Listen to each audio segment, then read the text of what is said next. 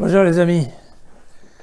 Alors aujourd'hui, on retrouve l'évangile de Marc dans son tout dernier chapitre, qui est le chapitre 16, les versets 9 à 15.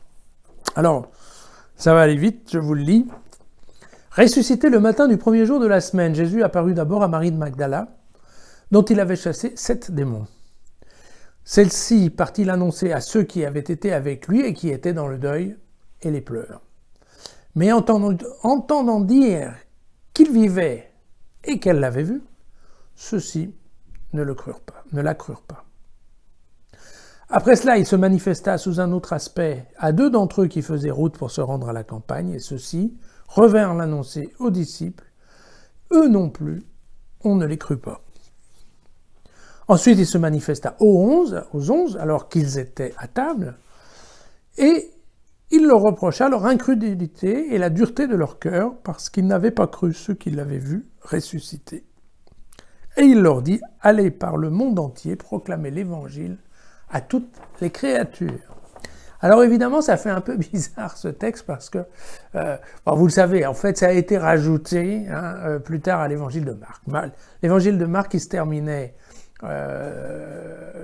dans sa version originale, au verset numéro 8, à propos des femmes qui étaient au tombeau, et qui, en fait, elles ne dirent rien car elles avaient peur. C'était ça le dernier verset de l'évangile de Marc. Alors en fait, ça a été... Et d'ailleurs, c'est comme ça qu'on sait, parce que dans des versions qu'on a retrouvées ensuite jusqu'au IVe siècle, ça s'arrêtait au verset 8. À partir du IVe siècle après Jésus-Christ, alors en effet, eh bien, on a commencé à voir l'apparaître ces derniers versets. Alors, ces derniers versets, évidemment, c'est un retocage de cet évangile original. Alors pourquoi? Parce que Marie-Madeleine, donc faire référence à Marie-Madeleine comme étant la première à qui Jésus est parlé, c'est évident que ça vient de l'évangile de Jean, on l'a lu ensemble, au chapitre 20.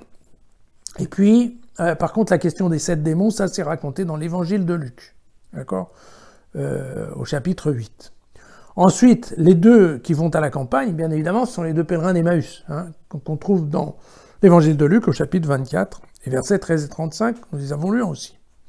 Ensuite, les 11 qui déjeunent, ça aussi, c'est dans l'évangile de Luc, au chapitre 24, par contre, ce sont les versets 41 et 43, et c'est écrit un petit peu d'une autre manière, c'est-à-dire que c'est un style qui est plutôt proche, je dirais, de l'évangile de Jean, vous savez, heureux ceux qui ont cru sans avoir vu, parce que bon, là, c'est un peu, c'est un peu sous la forme d'un reproche, en fait, qu'il est fait de l'incrédulité. Donc voilà, quant à l'ordre de mission universelle, aller par le monde entier, proclamer l'évangile à toutes les créatures, eh bien, il vient des actes des apôtres. Donc, comme vous pouvez le voir, tout ça a été un petit puzzle qui s'est recomposé, qu'on a collé à la fin de l'évangile de Marc, pour que, d'une part, on ait vraiment...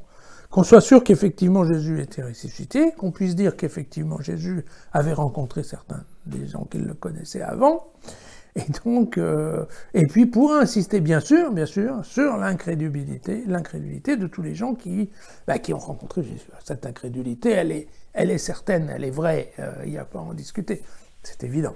Par contre, c'est vrai que, oui, même si ça tient du retocage, c'est vrai que quand même, ça permet de finir l'évangile de Marc sur une note un petit peu plus, optimiste et guillerette que les femmes qui ont peur et qui ne disent rien à personne. Voilà. À demain.